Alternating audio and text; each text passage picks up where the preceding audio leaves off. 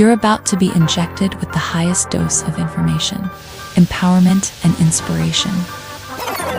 The On the Pen live experience has arrived.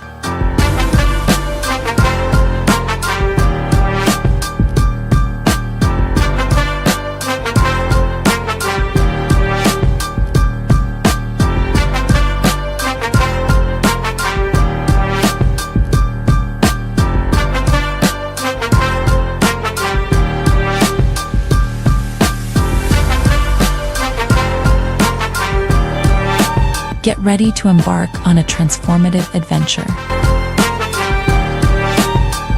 Welcome to On the Pen Live. Welcome to On the Pen Live. I'm your host, Dave Knapp, man on the Manjaro. That's why I'm here. You are on the pen. Wegovy, Sex, Victoza, Trulicity, Manjaro's Upbound, Compound, that pen. It's what we talk about. Happy Thursday night to everyone in the chat. If you're new, dropping in the chat next to your name, let me know that you're new. We'd love to welcome you by name into the community. I'm Dave. This is On the Pen, an obesity medicine news platform empowering patients to have more competent and confident conversations with their medical providing team. How you doing? How you doing tonight? I hope you're doing well. We got a great show in store for you tonight. Just a wonderful show. We've got a YouTube star tonight. We're going to hear from a YouTube star. His name is Christopher Lafron, better known as Airsoft Fatty. He has been a YouTube star going back, 10 years. And he's really struggled with his weight. And recently he's come down from over 500 pounds down to the low 200s. Just a tremendous transformation he's had on his weight loss journey. We're going to hear from Christopher in a new segment we're calling GLP-1 Talk. We take GLP-1s, we talk. Big whoop. And we're going to hear from Christopher this week, but we're going to hear from celebrities every week on what their thoughts are about obesity as a disease and what they think about the medications that are treating them. And I want to hear from you what your thoughts are on their takes. Really, it's ultimately to hear from you. These medications gain popularity in Hollywood. And that's really where they got a lot of the traction. Now I'd like to know, has it really helped to transform the conversation at those levels? So we're going to hear from Airsoft Fatty tonight. We've got our friend Allie is back. She's got something new. If you're new to a GLP-1, she's coming in hot with a new segment to bring you new information for all you newbies. For those of you who are just joining for the first time, this show is well over 100 episodes. We just fired it back up 2 weeks ago with Dr. Robin Pashby on a viral talk about obesity and living with obesity. And then we had her on for an interview last week talking about the mental journey of living with obesity. Just a fantastic couple of shows. And you can go back and watch in the playlist over 100 episodes that we've done so far. Interviews with community members, interviews with doctors, medical professionals, the whole deal. And this is for you. This video, this show is literally for you if you're somebody who has struggled with the disease of obesity, to help you know that there's a whole community out there and you're not alone. So welcome in. And we're going to hear tonight also our special interview, Dr. Leslie Golden. So we heard from Dr. Robin Pashby the last couple of weeks, more on the mental side of this journey. We're going to hear from an advocacy and clinician perspective, what it's like to treat patients every day with the disease of obesity, what some of the things she's seeing is. And because she's so heavily involved in advocacy, we're going to talk about how she and I met in Washington, D.C. just a couple of months ago, advocating for the passage of the Treat and Reduce Obesity Act. We're going to talk about, some of the ways that conversation has changed in Washington, D.C., what her outlook is for the potential of these medications that get covered by Medicare. We just get into all of it. It's a wonderful conversation. So we've got a great show for you tonight. And I'm eager to bring it to you. Let's hear tonight first, though, from our friend Christopher over at Airsoft Fatty. And let's hear what he had to say. Hello, Dave, and everyone here at the On the Pen community. How we doing? It's your boy Airsoft Fatty. And your boy Dave hit me up earlier and slapped me in the face with two really solid questions. And so I wanted to take my double-barreled answered shotgun, loaded up with some answer buckshot, take and aim and fire away at those answers because, well, I got him for him. That being said, we're going to jump right into things with this first question, which of course was, what is my view, what are my thoughts on obesity as a disease? So, let's start out with the fact that at one point I was 511 pounds, and I am now down to 235 pounds. And that has not been an easy battle to go through. Now, more specifically on my view on obesity, I feel that obesity is a very severe mental disease. And I do think it is mental, because the way I changed my situation is I had some friends that gave me a little bit of tough love. They kind of approached it not in the sense of like, oh, you're fat, you're this, you're that. It was more so they told me like, yo, Chris, we don't want to find you dead in your home when we come to visit you. We don't want to find you dead in your room of a heart attack because you just got so big. You know, it took my friends putting it bluntly. And then there's another thing that kind of came on top of that, and we'll get into it more here in a moment. But it is a mental disease that, if approached with the right kind of love, can be treated. Now, the second part that I was about to go on about is you have to get to a point in your obesity where the act of being obese and eating a shit ton is so much more work and so much more stressful than it would be to just go work out and lose the weight and get yourself into shape. I had to adapt a Elvis Presley saying. It came from a documentary that I watched with my friend. Funnily enough, right? Story behind that is we watched that while we were broke down at the side of the highway waiting for a tow truck. That being said, I had to adopt the saying that his manager said, which was, you know, Elvis used to go backstage and he would get so afraid of going on stage that the act of being backstage was way worse than the act of going on stage. So he would just go on stage because it's the easier of the two to do. Well, in that sense, I had to get so large and so big that the act of being large and big was so much more work and pain than it was to go work out and lose the weight and get to this point, let alone, I'm not even done. I want to get down to 200 pounds because once I get down to that, I'm going to be happy as a motherfucker. But that being said, you know, it is a mental disease that is devastating, and it's a powerful mental disease. It is something that uproots your whole life, and it takes your whole life just to change it back. I've only recently gotten myself under 250 pounds. I've been over 250 pounds since I was 16, and I'm 29, which means a little under half of my life I have spent over 250 pounds. Like I said, it's a fairly myself view of it. I feel that we don't put enough work into it. I feel that the work we do put into trying to treat obesity is misguided. You know, I don't think running ad campaigns of trying to inspire kids to do shit is going to do it. You've got to make games and shit outside more entertaining for kids. You have to fight against a screen that gives dopamine to these kids. And you don't think I'm kidding? Literally, it's been studied that screen time releases dopamine for kids. And it's like, you put the tablet in front of them, they have instant gratification with any website they could possibly want, anything they want to view. So you've got to make activities that you do outside more flashy, more fun.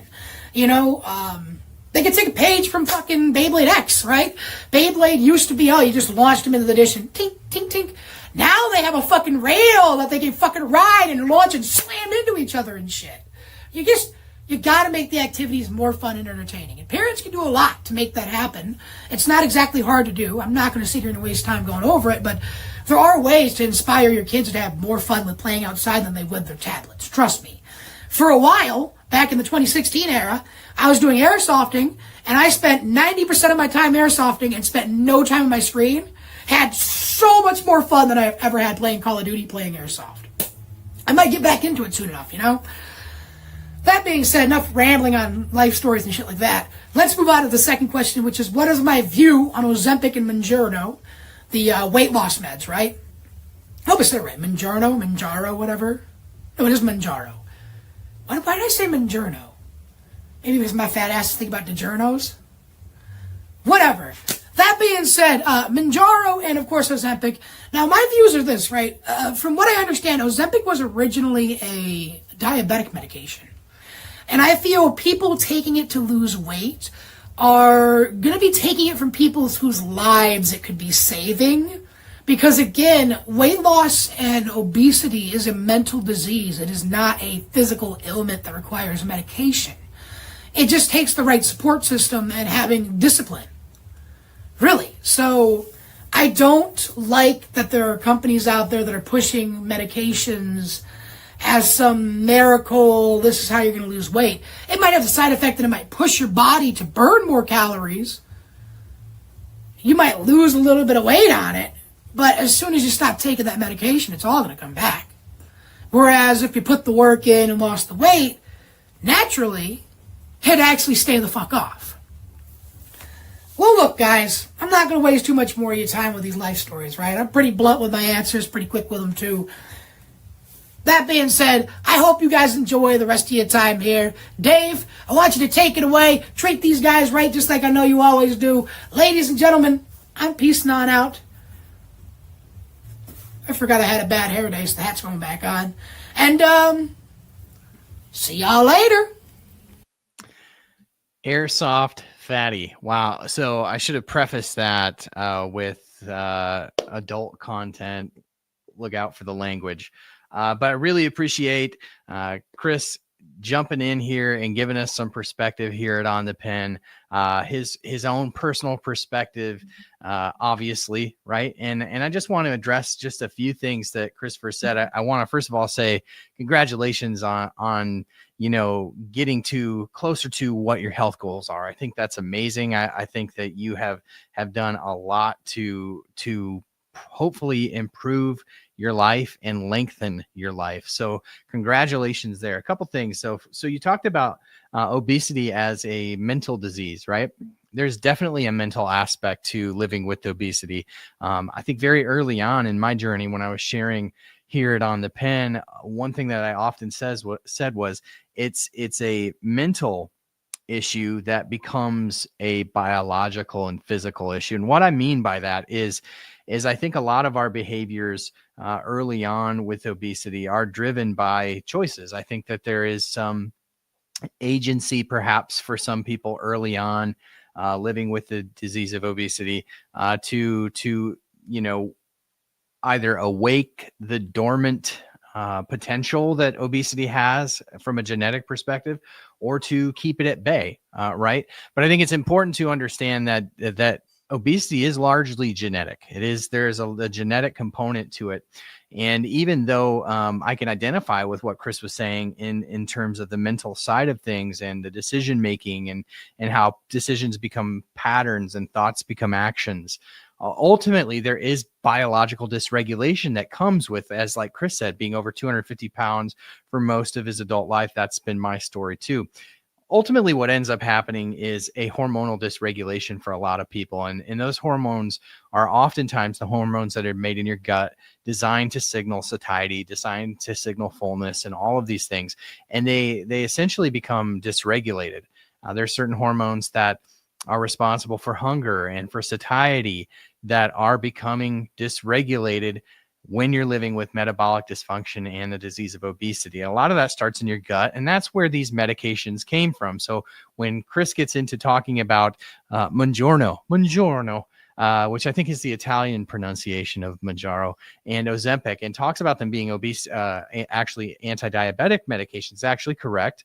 Because these medications do work on blood sugar. And that was sort of the first thing that they found with GLP-1s. But they also found that in mimicking this hormone, because this is such a dysregulated hormone in people with obesity, that it restored that satiety signal in people's brains that had either been dampened because their body wasn't responding to GLP-1 the same way, or their body wasn't producing GLP-1 in enough magnitude in order to receive that signaling. One of the things we talk a lot about on the pen is this idea of gut dysregulation, gut bacteria dysregulation, specifically with DPP-4.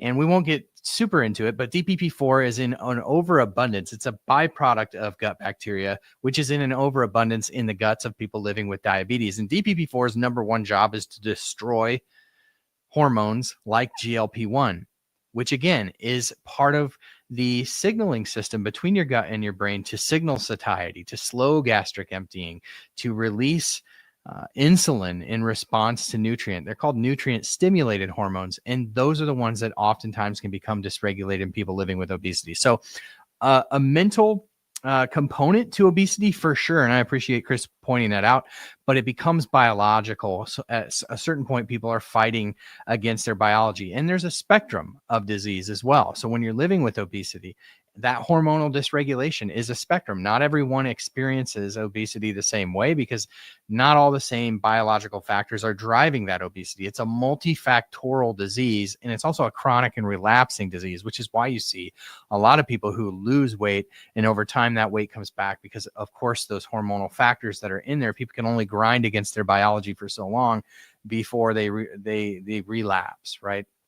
And so these medications are tools that have been found to be incredibly helpful for people living with obesity. And if you're somebody who's living with obesity and just coming across this video, I hope that you'll consider talking to your doctor about treatment. And we're going to talk later on in this video to a obesity medicine specialist.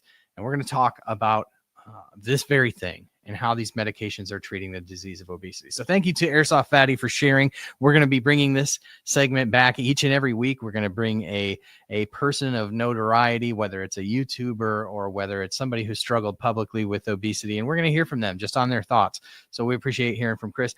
Interested to hear from you in the comments what your thoughts were of that.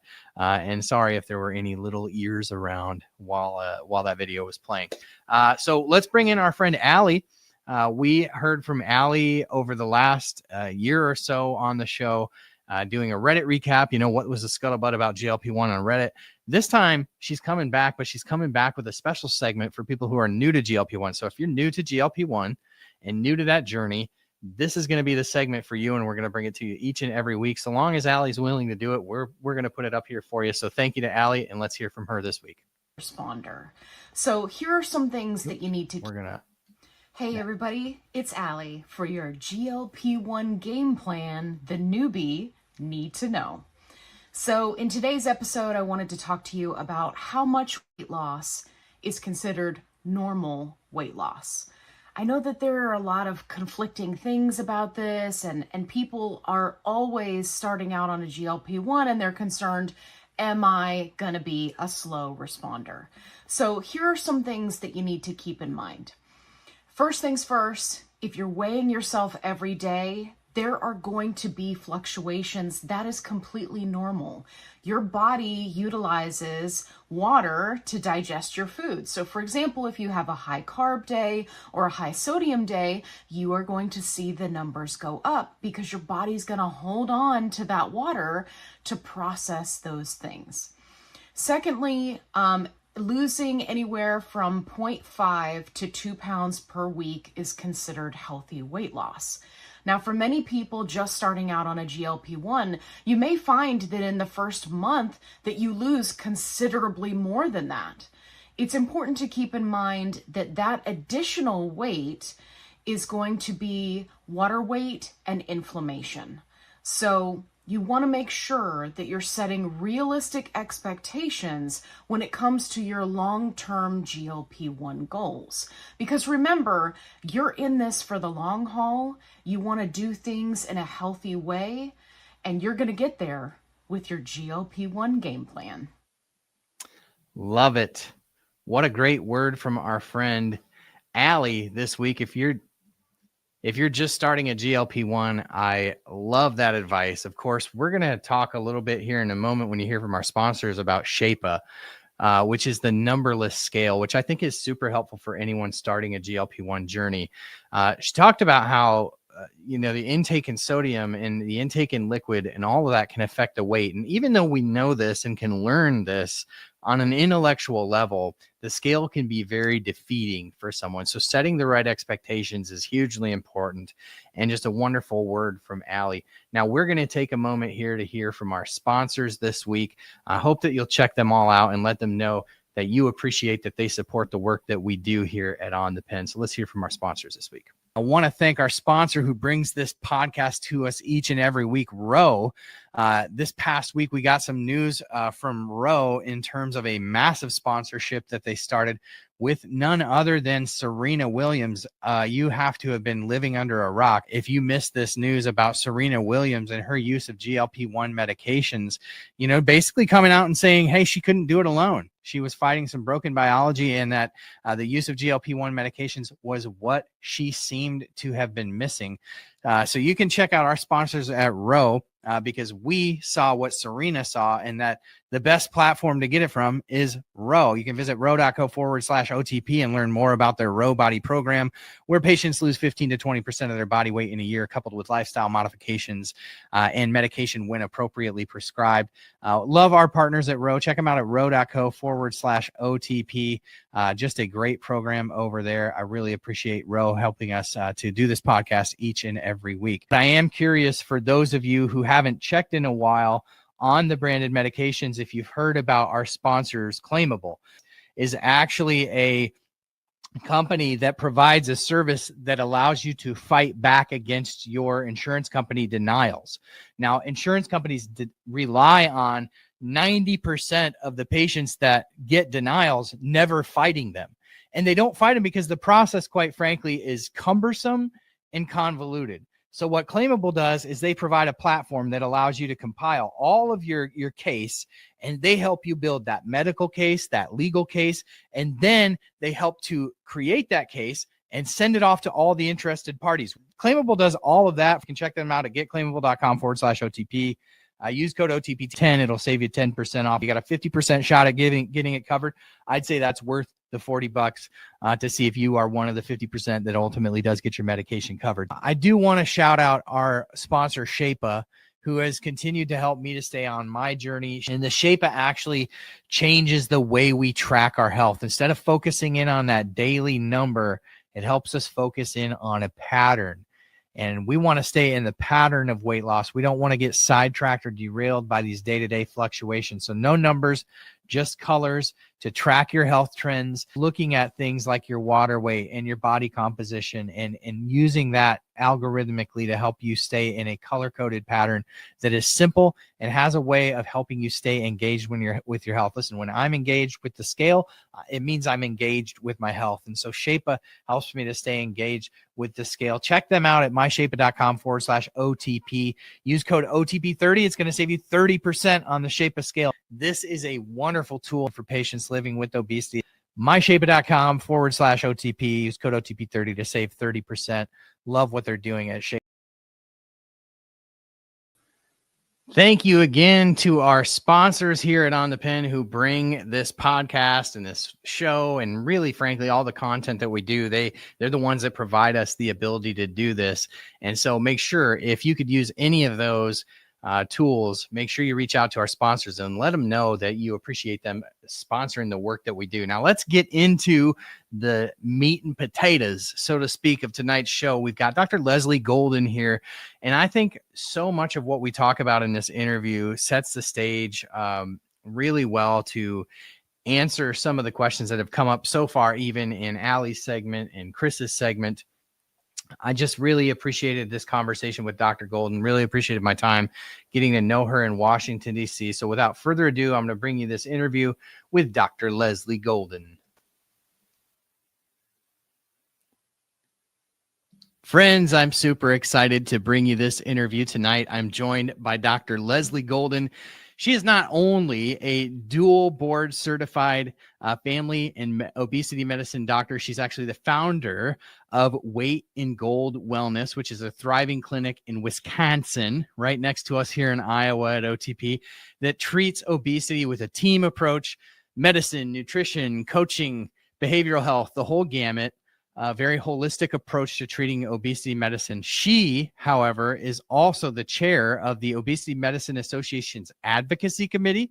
She's the president of the Wisconsin Obesity Society and a national leader pushing for fair coverage and recognition of obesity care as a disease, the disease that it deserves to be treated as such. Friends, what sets Leslie apart is that not only is she the head of these committees, involved in all of these organizations that are pushing for better treatment for patients, it's the fact that she brings her own lived experience to every boardroom, every exam room, every patient that she meets. Dr. Golden isn't just treating patients. She's helping to change the game in how obesity is treated in general. And we're so excited to introduce you tonight to Dr. Leslie Golden. Leslie, welcome to On the Pen.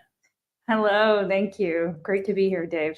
Yeah, it's so good to have you. I saw that you just had an interview drop with our friends over at the Downsize. So you're just doing the press junket right now. Yeah, getting back together with all these new friends we were able to meet in DC. Yeah, that's obviously where you and I met, Leslie, a couple months back. Just a really amazing time being able to walk through the halls of Congress and the Senate with you kind of leading our team from the Midwest here and being able to have some conversations with some of the people that are shaping policy and ultimately the future of accessibility to these medications. And I want to get into that fight and get a little bit more of a background about how long you've been in that fight, et cetera. But before we get into all that, I want to get back to you as a person. It was delightful to meet you. I really enjoyed spending time with you a couple months back. You're dual board certified. You're running a thriving clinic. You got all these titles. But when you strip it down, you've also lived your own experience with obesity. And I'm just curious how your own experience has actually shaped and changed the way that you interact with a patient when you walk into that room.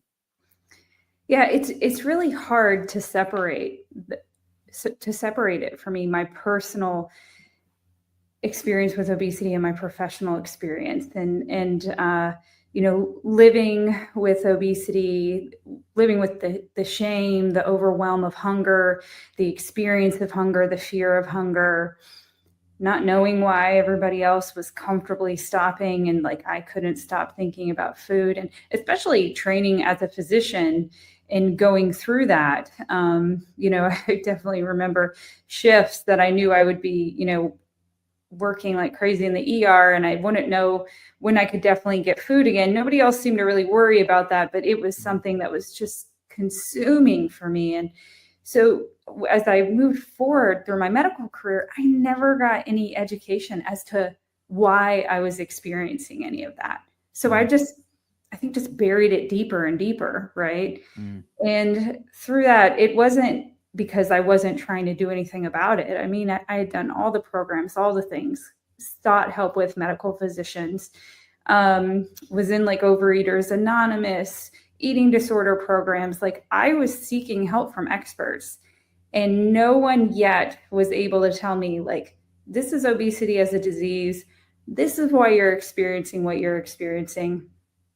And it's not your fault, And I had to learn that myself later when I was practicing as a family medicine physician, really just exploring for my patients, because I was treating all these conditions, diabetes, sleep apnea, high blood pressure, high cholesterol, and sure, people's numbers were getting better, but they didn't feel better. They weren't thriving. They weren't leaning into their worth and value, as humans. Like so many of us, and I felt that myself too, but I didn't have the answers for them. And so many of my patients were like, Doc, what do I do about my weight? I'm like, I don't even know that answer for me. And so I was trying to figure this out. And I just stumbled upon the Obesity Medicine Association, the OAC, ABOM, the Board for Obesity Medicine, on the internet. And it's hard to describe the feeling of this awareness, but also feeling betrayed that my education system that I relied on so much, nobody ever said there was a board of obesity medicine. That was never an option to practice. Definitely wasn't an option to see as a doctor. So once I took some of those first initial courses, it was like all the answers I had always been looking for. I had the science to explain to me what I was feeling, and it wasn't just that I had to work on this or work on my self-control and all these other things. It really was something that was beyond what I had conscious control of.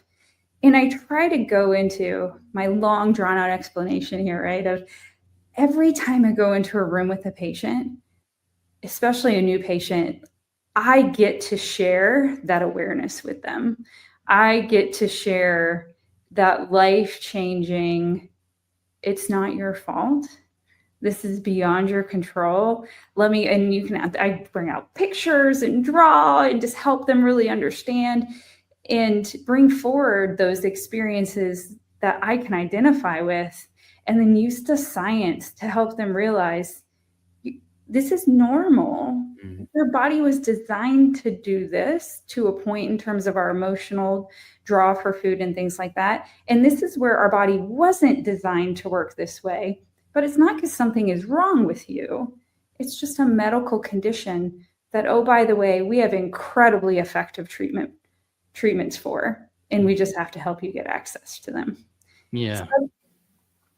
Yeah, so you get to essentially relive that own watershed moment that you had for yourself in discovering, the Obesity Medicine Association and essentially just learning the biology and the science behind obesity, and that watershed moment for you. You now just essentially get to share with people. Sounds just like a natural outflow of living the experience. Why wouldn't you go and help people come to that same understanding about themselves? I love it.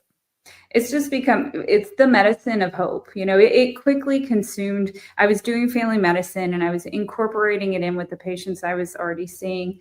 And I had a full panel of family medicine patients, but it just took over my practice. Patients started coming, word of mouth. I mean, because so many of us have lived so much of our lives not being seen, not being heard.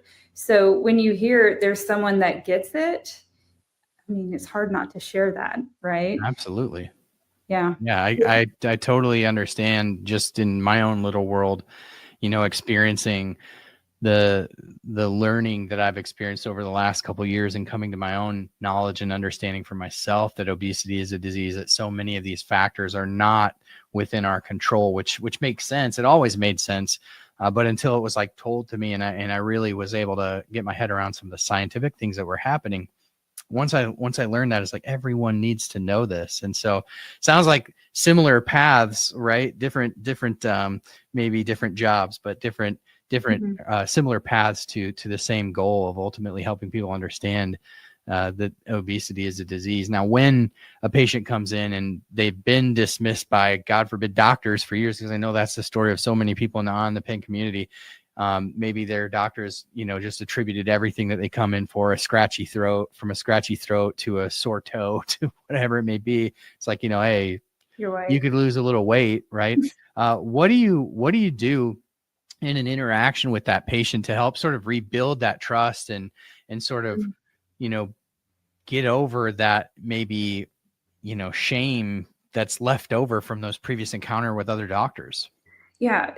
First, just being aware that that's probably what's happening, because it can be so important, or it can be so easy to see that physical guarding, see that body language. I've had patients come in and I walk in the room and hi, welcome to Weight and Gold. I'm Dr. Golden. Thank you for filling out your questionnaire. I know it's a lot, but it really helps me understand you. But I still want to hear from you. I want to hear your story as much as you're willing to share.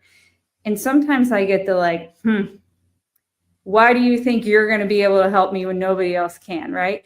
And years ago, I used to get something like that and immediately kind of shut down myself too. Sure. Understandable. Right. But I learned to just lean into it of okay, all right, I can help you here, How do you lean into that though?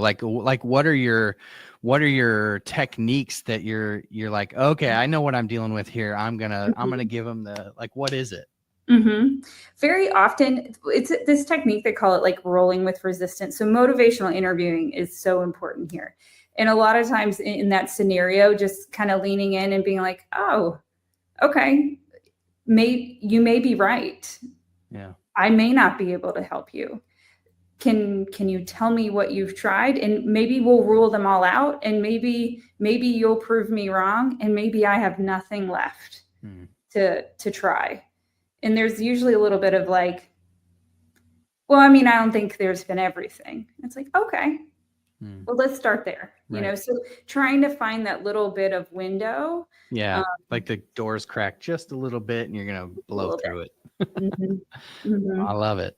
I love it. I mean, that's the story of so many people. Like, if I had to say there's like one universal experience that people with obesity have in dealing with doctors over the last, 3 years that I've been doing this, the common theme is that at least they have had at least one experience that was, I don't know if traumatic strong enough, too strong of a word for some people, but it's not strong enough for others. I Mhm. mean, the experience generally is there has been a doctor along the way who has attributed every possible issue that they've had to their weight, to the point that they just don't even want to discuss it with their doctor.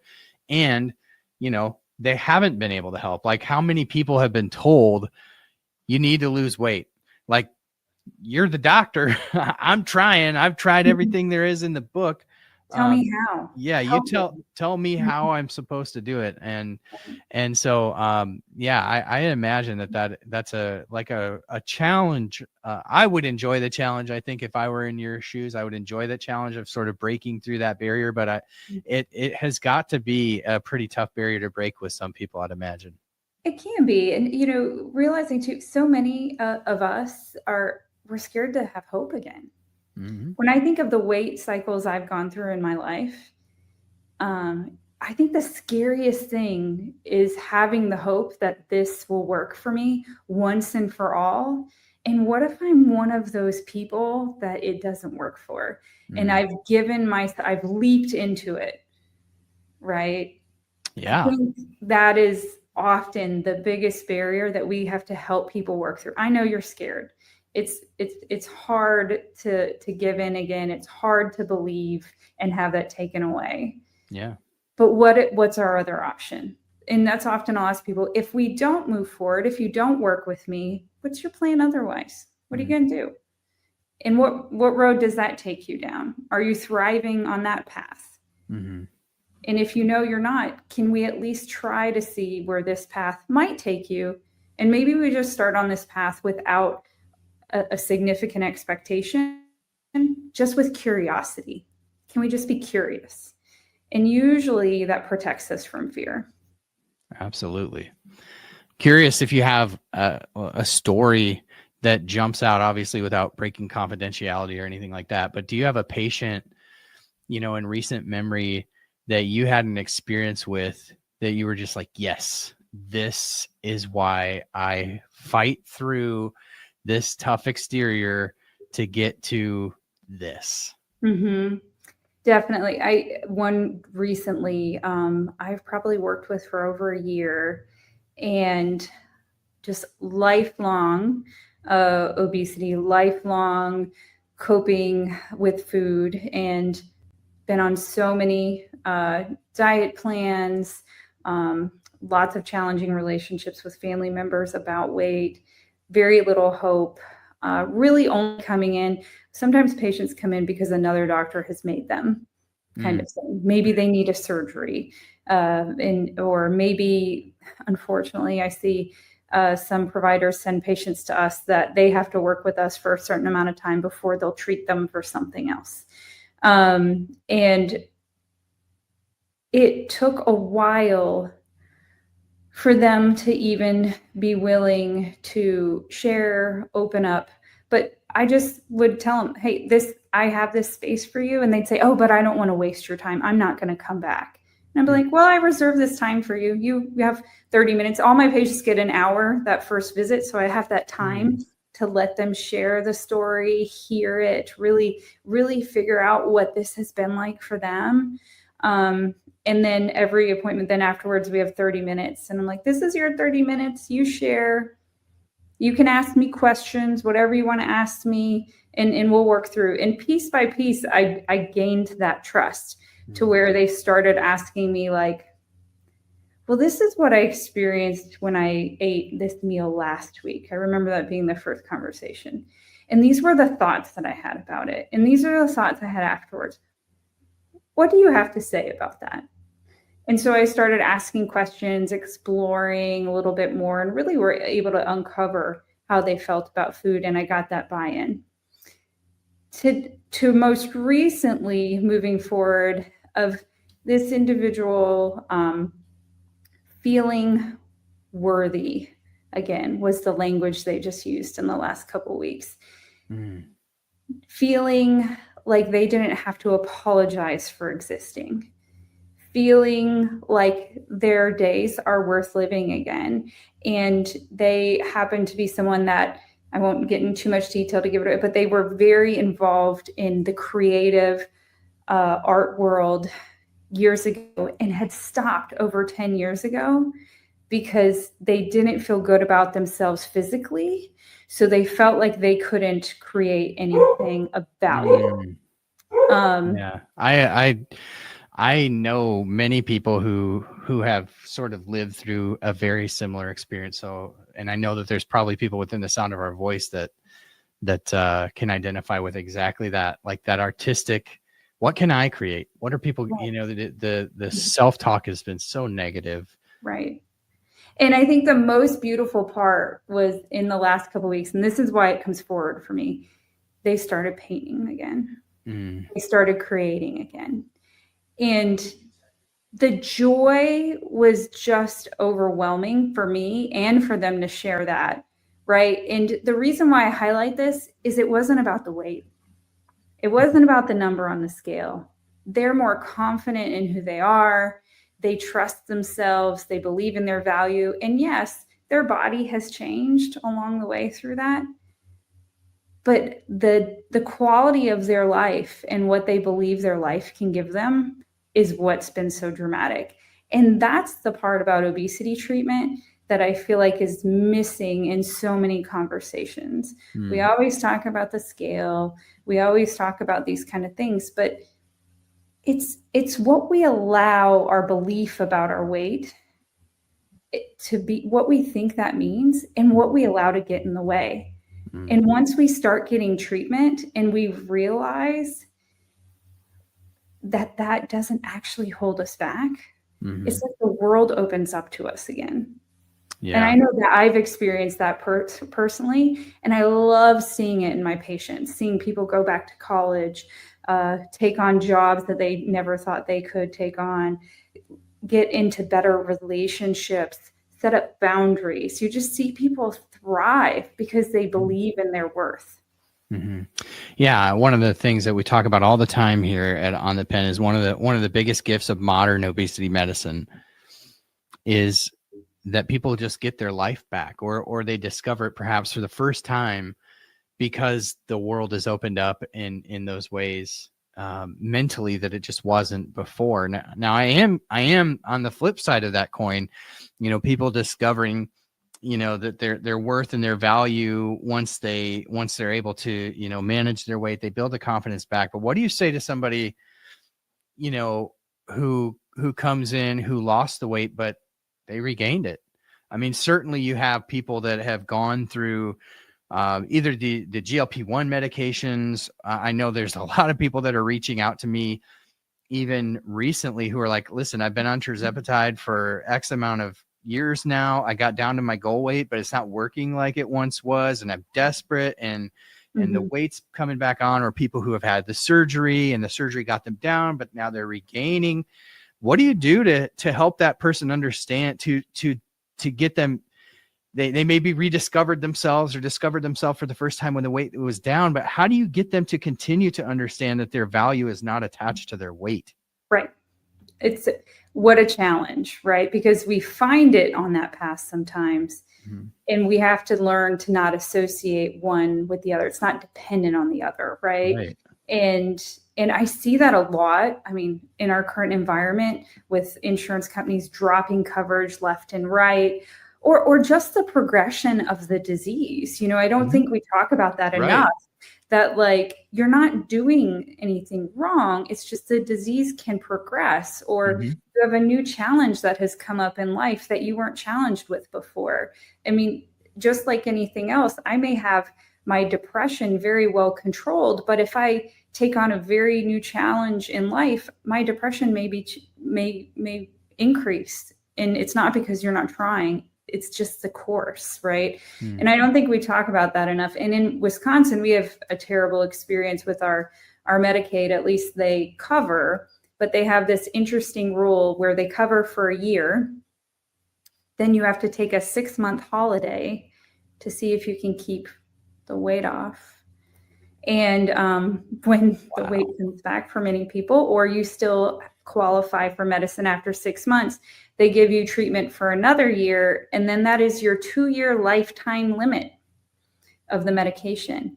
They do the same thing with blood pressure medicine, I assume, right? No, No? that would make too much. Yeah, exactly. And so that's the challenge that we continue to try to help people understand why we wouldn't do this with any other chronic disease. Nope. Your obesity is not cured, it's managed. My Right. high blood pressure is not cured, it's managed. Right. And so it is devastating for individuals. Terrifying. It'd be hunger. terrifying to live with that reality, knowing Right. I have this for a certain amount of time and then I won't. That alone, even if you're able to somehow buck the trend and the odds and maintain your weight loss, just living under that would be terrifying and stressful. And that's why I give all those patients, it's informed consent. I tell them ahead of time, as of today, you qualify for this treatment, but as of now, you won't have it lifelong. And I need you to understand what that experience may be like. There's a chance that you may be those few that are able to manage your condition. And also, if individuals have diabetes or pre-diabetes or heart disease, 2 years of great control does improve their overall outcomes, of a lifetime of poor blood sugar control, right?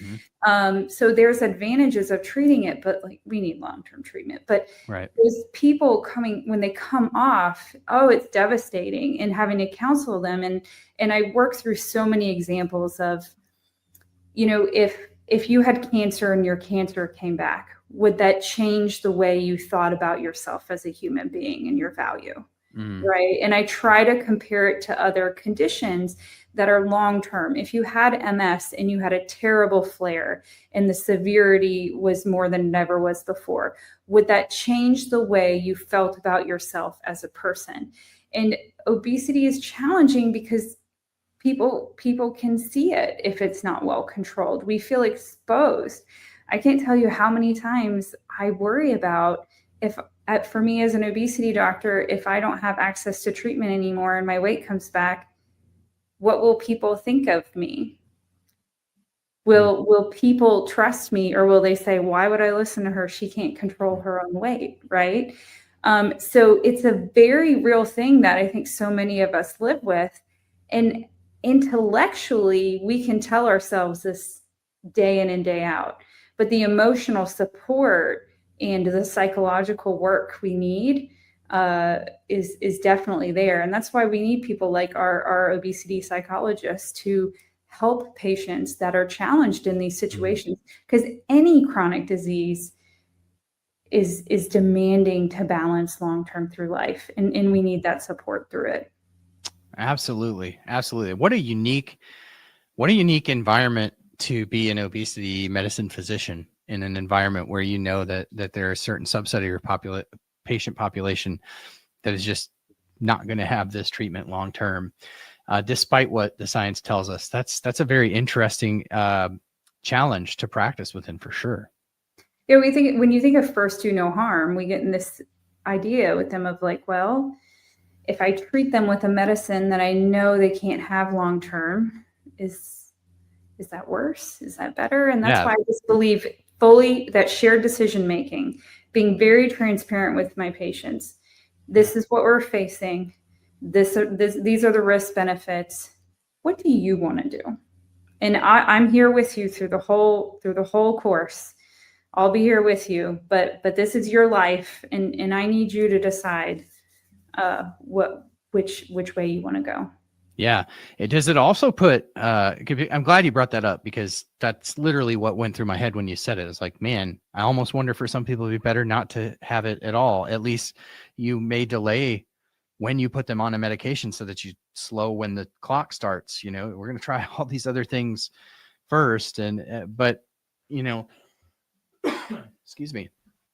One of the things I'm curious about is how much that reality impacts the course of treatment that you have for a patient. I mean, that's, I mean, it's sort of like it forces your hand as a practitioner in a way to say, you know, starting you on this medication right now might be ideal, but given the circumstance might not be the best outcome. Like that would be a very unique thing to figure out for each and every patient, I guess is what I'm getting at. Yeah, very much so. So because I believe that this conversation really lends itself well to transitioning to how you and I met, which was in Washington, D.C. And we were, you know, fighting together to bring awareness to the Treat and Reduce Obesity Act through the OAC. I am curious. I believe that the OAC has been at this trying to get the Treat and Reduce Obesity Act. First of all, for anyone listening who doesn't know what that is, it's a piece of legislation that has really been championed by the Obesity Action Coalition, a very patient-centric obesity organization that advocates for the passage of bills, legislation, changes in medical science to support patients living with obesity, right? The Treat and Reduce Obesity Act is something that aims to address a long-standing rule that Medicare has had in place to not allow coverage for weight management drugs. And I believe that goes both ways, for weight drugs that help people put weight on or to take it off. And so the TROA, Treat and Reduce Obesity Act, is a piece of legislation that I think the obesities have been at for at least a decade, trying to get passed so that that rule effectively changes for Medicare and it will cover these medications, with the idea that if Medicare changes that, then there will be a recognition among private insurance plans to adopt the same approach to obesity care. Okay. So now that we know what TROA is, that's what you and I were working to help bring awareness to. So of the decade plus that the OAC has been working on that, how long have you been working on that with them? So I've been a part of that directly for at least about 5 years. So, okay. Yeah. So 5 years you have been working on this. One of the questions that I'm really curious to know, I'm shocked that I didn't think of this when we were walking and talking that day, but how has the conversation around obesity changed with the various representatives that you're darkening their door? Like, has the conversation shifted? Is there a broader acceptance of the idea that this is settled science, is a disease worthy of treatment? Because I left that week, and I had been there once before, a couple months prior, feeling very positive about the bipartisan. It didn't seem to be a partisan issue. It didn't matter if we were in a Democrat office or a Republican office. It seemed to be very well received. Has that changed in the last 5 years, or is that how it's been? It has definitely changed. I remember my first initial conversations with some offices. Now, some offices have always been, in my experience, very understanding, very, very for it. This makes sense. Some offices have always been, this isn't a top priority for us, right? But I think 5 years ago, when I was first involved in meetings, there definitely was more of like, it's a disease? Explain that to me. Get the side eye. Right. And but we're working on legislation, for gym support and nutrition. And what about all of our healthy eating initiatives? And really, we just need to put funding into prevention, public health initiatives, and having those conversations of, well, preventing obesity and treating obesity are two different things. 100%, which I feel like, for the record, just to opine for a moment, our political discourse could use right now, because it seems like that is the false dichotomy, is that they're one and the same. You prevent, you prevent, you prevent. Yeah. But what about the people that live with it? And Right. I just want to reach through the screen sometime and shake people and be like, you're not getting it. Right. Two totally different approaches. And I feel like years ago, there were a lot of conversations of explaining, okay, what is TROA? How long has TROA been around? What's the Medicare law? When was that? Why is that even a thing? We just have to start with so much background information over and over, and it would be like, okay, we'll consider it. Whereas over the past couple of years, going in It's been more like, yep, TROA, we know. And they would immediately start with like, okay, these are the challenges with TROA. This is what we're thinking. What does this senator's office think about it? It's really changed to where it's on people's minds. It's really more of a, yeah, we get it. Obesity is a disease or successful treatment. We just have to figure out how to make the budget work, right? Mm-hmm. That's the big thing. How do we make the math, right? Right. But this is our issue, and this continues to be an issue in healthcare with other chronic diseases. Nobody asks about the math. Nobody asks, what are the cost savings if we treat cancer? That's not a conversation. You know, this is the right thing to do. People need healthcare for this disease. We must cover this disease. With obesity, we're still fighting that stigma. That is the one thing that I still see as a persistent issue, where even though they say, hey, we get it, it makes sense, it's a good idea, it's just the money. And that's where we're still getting over that barrier of like, why are we even talking about that? Why do we have to prove return on investment to save lives?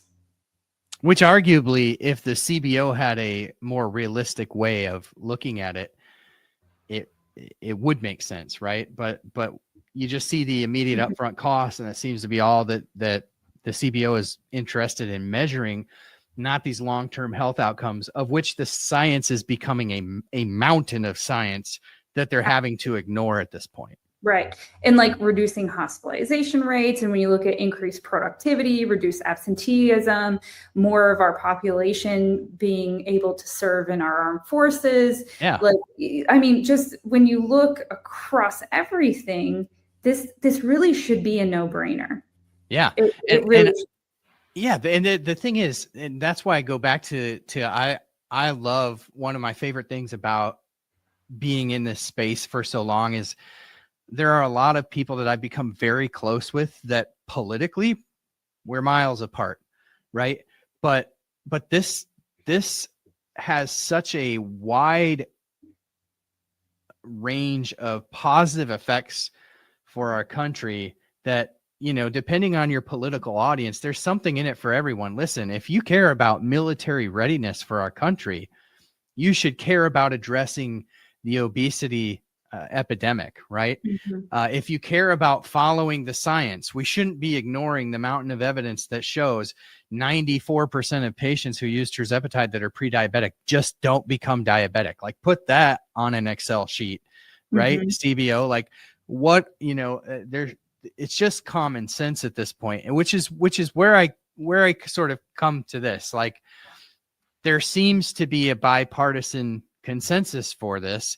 And there seems to be a bipartisan consensus even around some of the other like broader medical topics like PBM reform, which is a huge barrier to access for a lot of people. Are you optimistic that something is going to happen? Because it's, you know, it's one thing for these politicians to pay lip service to it and nod their heads and to be seeming to start to understand some of these things, but like, what's the reality of something like this happening? You know, it's a hard prediction to make because everything's volatile in our political climate right now. And I would say, you know, because there's legislation and then there's the regulatory side, right? And right. That's one thing to always keep in mind of there is opportunity for the regulatory side, and that's with the proposed rule with Medicare. I'm sure there's been a lot of discussion with that.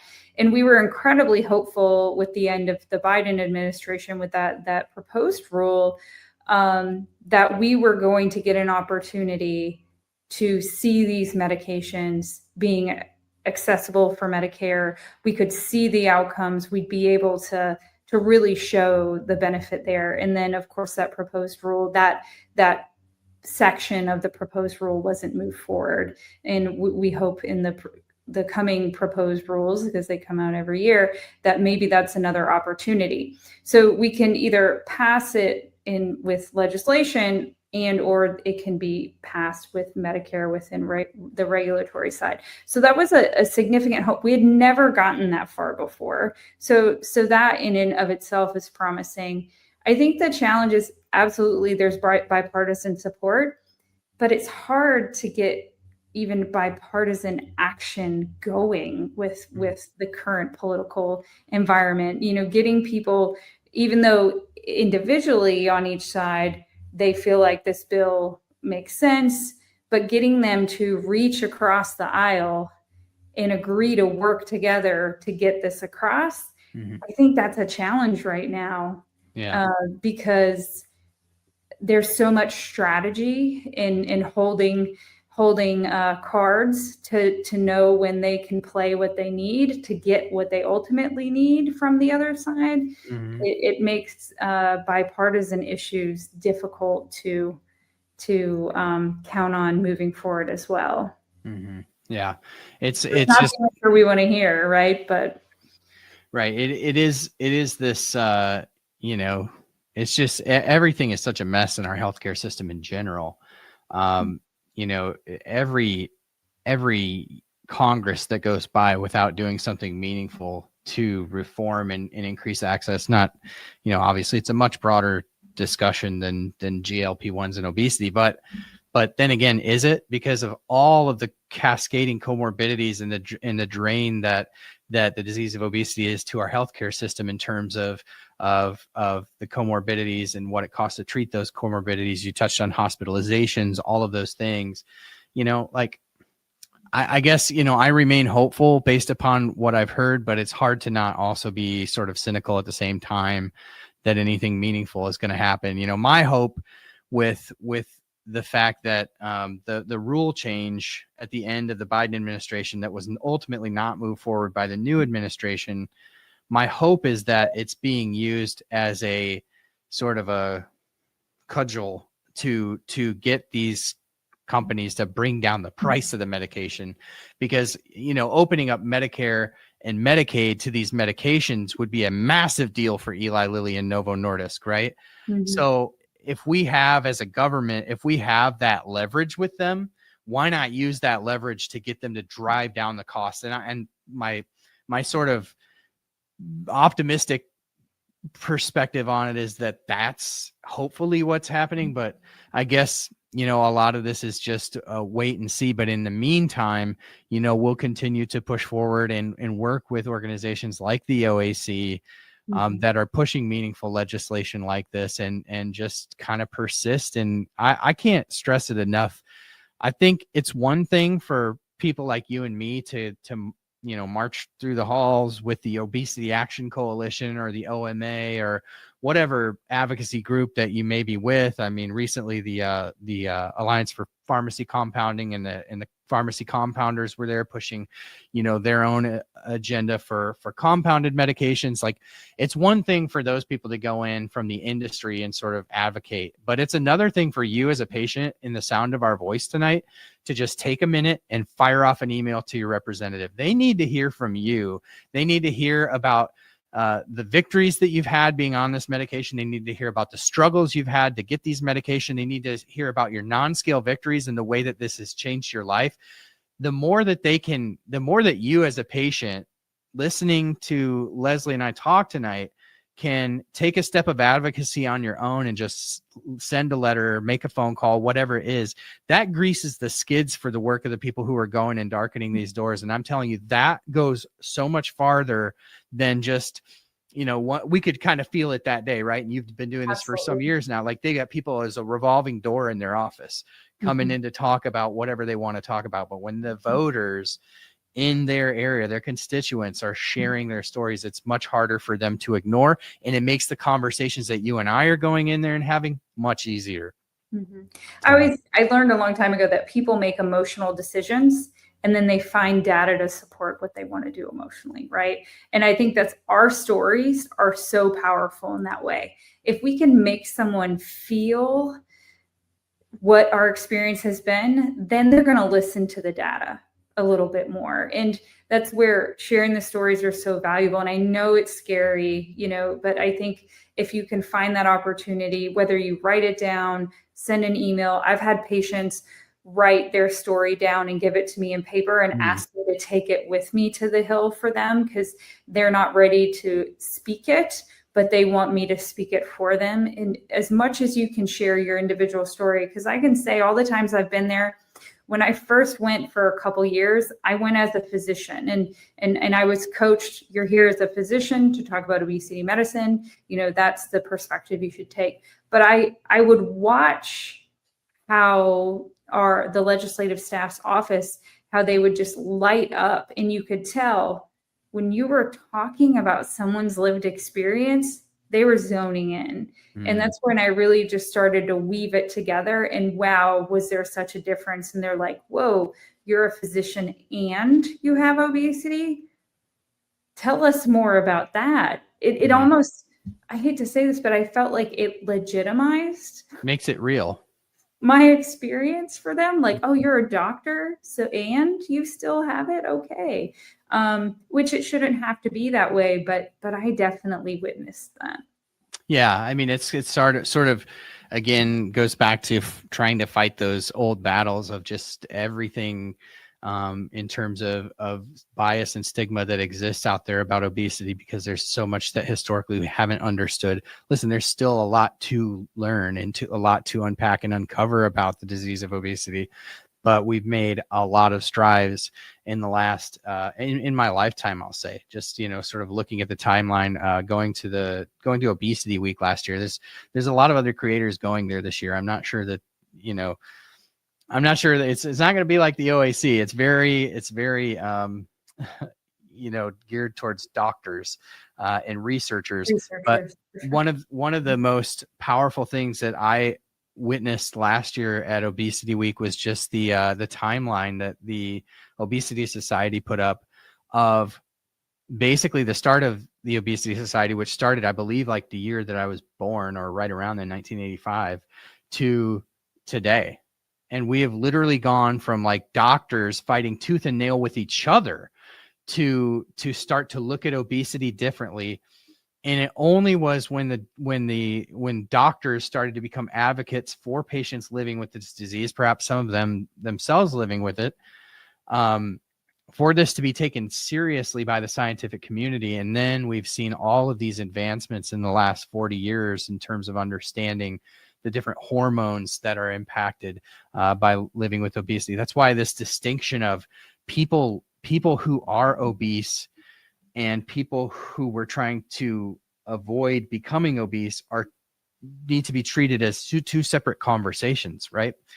Because there's a level of dysfunction that exists in people living with obesity that is deserving and worthy of treatment.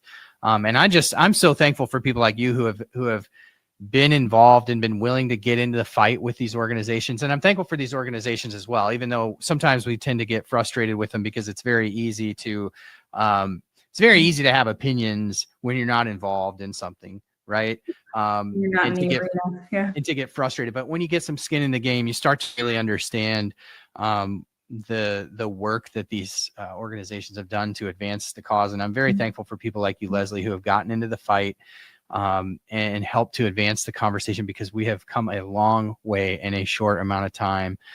Curious, in the vein of that conversation, 10 years from now, when you look back on your career, maybe 15, 20 years, you got a lot of road ahead of you, but when you look back, what do you want your legacy to be? Not just like the awards and, you know, the boards you got to serve on and chair.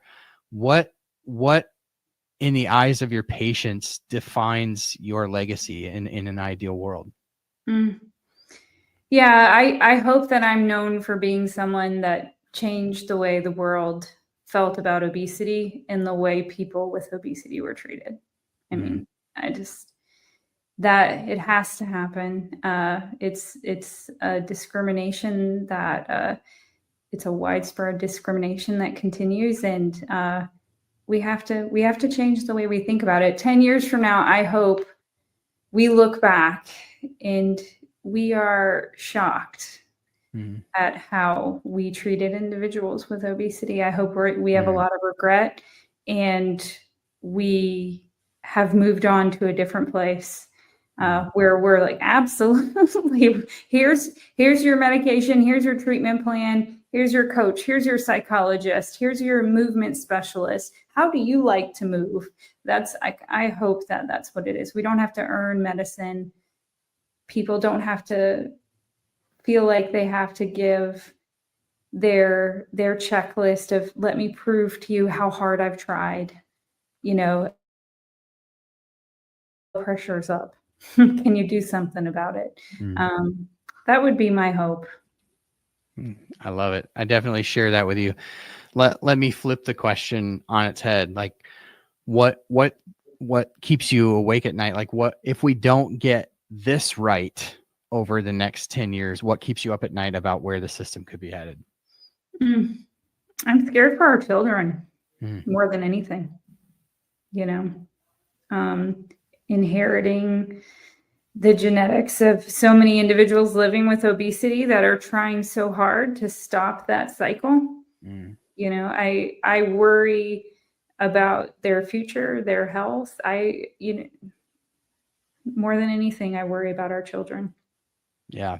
As a parent myself and trying to end that cycle too, I share that concern with you as well. Like, we are on the cusp of something really great for our country if we can do this right. And that's where, I have to just cling on to these areas of hope where I can get them, that this doesn't seem to be a political issue like anything else. It's sort of like how we get there that seems to be the hang up, but I'm hopeful, not only with the current treatments, but the future of where treatments are headed, that science is getting its head around it. But as you and I both know, all the science in the world means nothing without accessibility. And so, my hope is that we can continue to work together to push forward for access to treatment, and that folks like you continue to, sort of push the envelope for what holistic obesity care looks like and what it means to treat the whole person and to treat people with the dignity and the humanity that they deserve. And that's really, in talking to Dr. Robin Pashby over the last couple of weeks, listening to her, we played her presentation from the Obesity Your Weight Matters conference. And then she was actually on for an interview last week. And the word that, just kept coming up was worthy.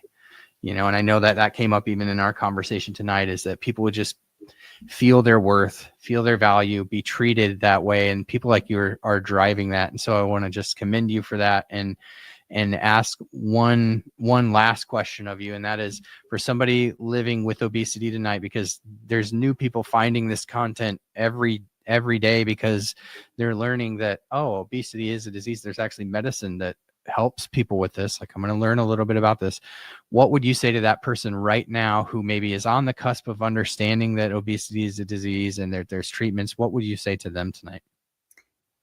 Be curious and give yourself permission to take care of yourself. I think many of us in this situation look to friends, colleagues to give ourselves permission to treat this condition.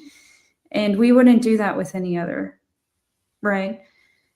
If we knew we had cancer, we would take whatever treatment was safe and effective, give it to me, And these treatments that we have now are life-changing and life-saving.